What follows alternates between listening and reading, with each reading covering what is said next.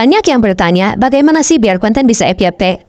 Ternyata ini bukan soal hoki, tapi ciri-cirinya sering nggak disadari teman-teman.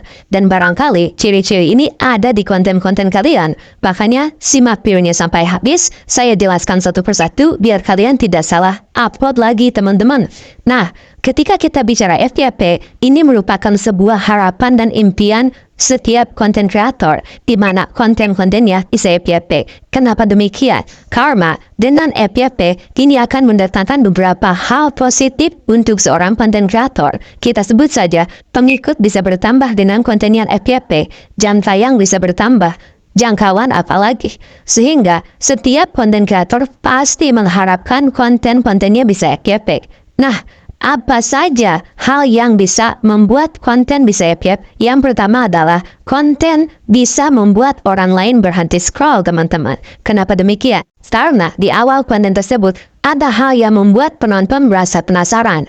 Nah, yang berfungsi di sana adalah hook. Jadi, penting untuk menguasai hook dan menerapkan hook tersebut di setiap konten yang kalian berikan, teman-teman. Yang kedua adalah audiens akan betah menonton video sampai habis. Kenapa demikian? Karena ada informasi-informasi penting atau konten tersebut memiliki isi yang bisa disimak dan diambil manfaatnya oleh para audiens, teman-teman. Nah, ketika konten bisa bekerja seperti itu, berarti retentionnya bagus, teman-teman. Kemudian yang ketiga adalah konten tersebut bisa mengundang interaksi. Nah, kalau misalkan awal pembukanya sudah bagus, informasi yang diberikannya padat, berisi, ada manfaatnya, jelas akan mengundang penonton untuk berinteraksi. Entah itu like, komentar, share, atau simpan. Dan ini membuat satu hal penting terkait dengan konten kita bisa diterima oleh audiens, teman-teman. Dan yang terakhir adalah audiens tentu akan balik lagi menunggu konten-konten yang diberikan karena konten yang dibagikan adalah konten satu tema. Kemudian bagaimana caranya untuk mengetahui bahwa konten-konten kita ada yang FYP? Tenang teman-teman, silahkan lihat di insight postingan konten tersebut. Ada penayangan, kalau konten kalian lebih banyak didorong ke non-pengikut, itu bisa dikategorikan FYP, meskipun tayangannya masih kecil. Karena FYP ini tetap bertahap, teman-teman. Ada FYP kecil, FYP sedang, FYP besar. Nah, kalau konten kalian sudah didorong ke lebih banyak non-pengikut, itu artinya konten kalian sudah FYP. Jika sudah seperti itu, tugas kalian adalah tinggal mempertahankan komponen-komponen yang tadi saya sebutkan. Sebab FYP itu bukan soal hoki, tapi merupakan kombinasi dari hook, retensi, interaksi, dan konsistensi, teman-teman. Segera cek konten-konten kalian. Saya doakan mudah-mudahan ada konten yang FYP. Bos Meta kita itu sebenarnya udah ngomong jujur, tapi banyak banget konten kreator yang tutup mata, tutup telinga. Teman-teman, beberapa waktu lalu, bos Meta kita, Mark Zuckerberg, itu mengupload status di laman Facebooknya. Ini teman-teman bisa lihat. Nah, beliau menerangkan secara jujur, lugas, detail bahwa akan terjadi perubahan secara besar-besaran termasuk di Facebook ini.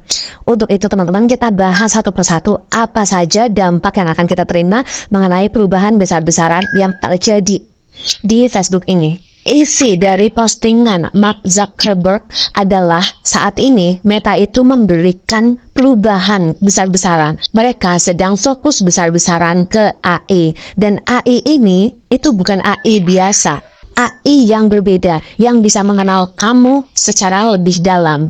Maksudnya apa sih? Apakah kita harus membuat konten seputaran AI? Bukan seperti itu, teman-teman. Yang dimaksud AI di sini adalah bagaimana konten kamu nanti terbaca oleh sistem atau algoritma, sehingga sangat mempengaruhi yang namanya distribusi kontenmu nanti. Kalau dulu algoritma itu mendeteksi konten kamu itu layak didistribusikan itu berdasarkan jumlah viewers, jumlah like, jumlah komen.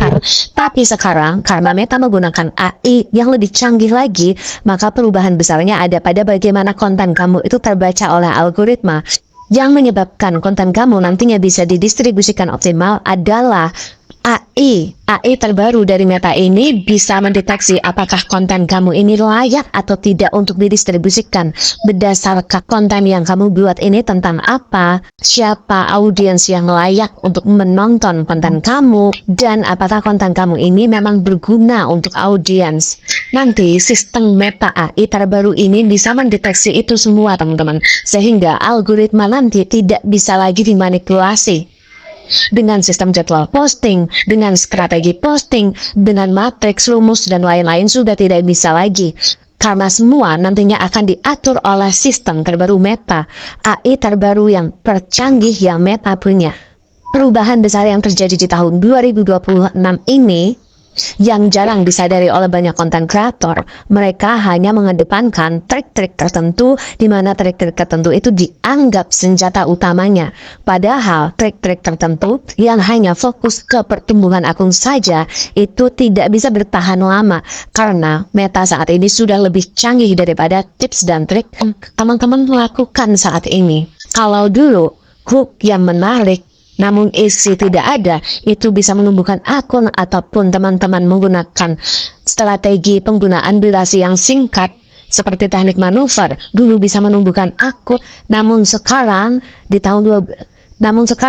ketika Meta sudah menunjukkan sistem AI yang lebih canggih, hal seperti itu sudah tidak bisa lagi dilakukan. Mereka bisa mengerti apa yang kita mau dan algoritma distribusinya itu akan sangat tepat ke audiens yang mana yang dibutuhkan. Jadi pada intinya teman-teman, siapa sih konten kreator yang akan bisa bertahan? Konten kreator yang bisa bikin konten unik, menarik, berkualitas. Teman-teman, boleh sekarang teman-teman berubah mindsetnya.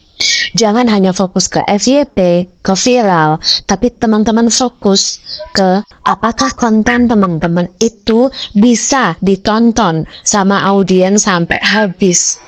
Walaupun teman-teman mengupload video dengan durasi panjang, apakah audiens mau menonton videomu sampai selesai? Jangan hanya fokus ke angka-angka dan angka. Karena sejatinya teman-teman untuk saat ini, jika teman-teman mendapatkan penonton yang berkualitas, maka gajinya akan besar. Jadi jangan heran kalau di tahun 2026 ini banyak sekali viewers yang tiba-tiba anjlok, dolar yang tiba-tiba kecil, konten-konten yang dulu viral sekarang sudah tidak lagi. Hal itu karena mereka tidak mempertahankan yang namanya performa konten. Kita sebagai konten kreator itu memang tugas utamanya membuat konten yang menarik dan berkualitas. Kalau kalian saja tidak bisa membuat itu, bagaimana kalian layak disebut sebagai konten kreator? Dan mulai sekarang teman-teman kita sama-sama bersaing untuk menghasilkan karya. Walaupun tema kita ini banyak sekali yang menyamakan, kita harus mencari sisi unik yang membedakan.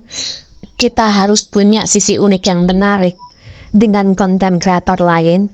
Walaupun kita sama-sama mengambil tema atau niche yang sama, kita harus punya pembeda supaya kita memiliki personal branding yang kuat. Karena konten yang unik, konten yang menarik, konten yang memiliki personal branding kuat, itu yang akan bertahan. Pada intinya, Meta itu sudah berubah, jadi kamu juga harus berubah. Kalau kamu masih pakai cara lama, jangan salahin algoritma sistem. Yang ketinggalan itu bukan algoritma, tapi kamu yang tidak mau berubah.